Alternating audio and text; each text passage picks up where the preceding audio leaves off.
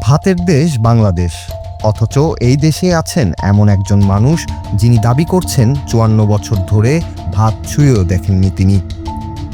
বগুড়ার গাবতলীর বাসিন্দা হায়দার।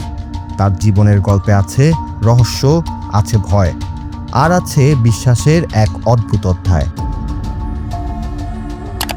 হায়দারের দাবি, মুক্তিযুদ্ধের পরের সময় একদিন রিকশা চালাতে গিয়ে অদ্ভুত এক ঘটনার মুখোমুখি হন তিনি।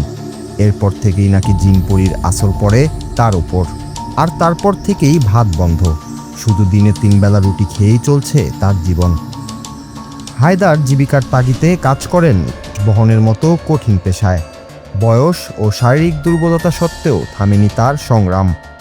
স্থানীয়রাও বলছেন বিষয়টি তারাও শুনেছে, তবে হায়দারকে কখনোই তারা ভাত খেতে দেখেননি। আমিও এই থানায় প্রায় ১৩-১৪ মাসের মতো কর্মরত আছি। আমিও শুনেছি যে সে ভাত খায় না, সে ৩ বেলাতেই রুটি খায়, মানে আমরা যে আটা রুটি বলি, এগুলো খেয়ে সে জীবনযাপন করে। আর ভাত খাওয়ার ব্যাপারে আমরা ওইভাবে তাকে বলার সময়ও পাই না, কাজে কর্মে ব্যস্ত থাকার কারণে। তবে আমি শুনছি যে অনেকে তাকে ভাত খাওয়ার কথা বলে, কিন্তু সে কথাটা আসলে এতটা গুরুত্ব দেয় না, আমলে নেয় না আর কি। সে তার আগের চিরাচরিত যে আছে রুটি, এর উপরই নির্ভর করে সে জীবনযাপন করে। ওনার সাথে পরিচয় 10 সাল থেকেই। উনি যুদ্ধের পর থেকেই ভাত খায় না, সেটুকু আমরা জানি, ওনার থেকে শুনছি। রুটি খায় 3 বেলা, দুইটা করে রুটি খায়, 1 বেলা 2টা করে, 3 বেলায় রুটি খায়। এখানে আপনার স্কুলে অনুষ্ঠান হয়, ওনাকে টানাটানি করে, তারপরে 3 মাথায় অনুষ্ঠান হয়। কেন খায় না এই বিষয়ে?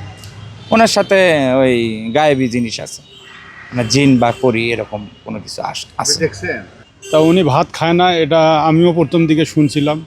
তা পরে একদিন জিজ্ঞাসা করছি, তা বললো যে হ্যাঁ, আমি ওই যুদ্ধের পর থেকে আমি ভাত খাই না, তবে রুটি খাই 3 বেলা, 2টা করে রুটি খাই। এর আগেও আমাদের এখানে বড়খানা হয়েছে, আমরা অনেক জোর করছিলাম, কয় না আমি ভাত খাই না। হায়দারের দাবি, জিন ও পরি তাকে ভাত খেতে নিষেধ করেছে। এখনও দিনে 3 বেলা রুটি, সেটাই তার একমাত্র ভরসা। তার সাথে ঘটে যাওয়া ঘটনার পর থেকেই ভাত ছেড়ে রুটি খেয়ে পার করেছেন দীর্ঘ ৫৪ বছর।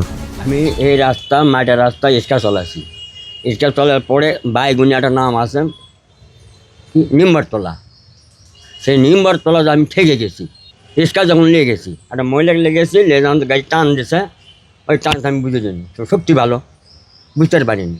তারপরে প্রেরণার ওটি ঘাটত নামে দিয়েছি, নামে দিয়ে আসার পরে ওই সীমানার মধ্যে আর গাড়ি আর লড়ে না। মাটির রাস্তা করলে সরাসরি লোক যায়, আর কয়ে হাজার কী আছে, আমি আও নাই, কোথাও নাই। এটি টানিয়ে যায়, ওটি টানিয়ে যায়। আজকের বেলা আজকে সাপ সোপ আসিচ্ছে। আচ্ছা, এই যে আপনি যে আপনাকে ভাত খেতে নিষেধ করছে, সেটা ওরাই নিষেধ করছে।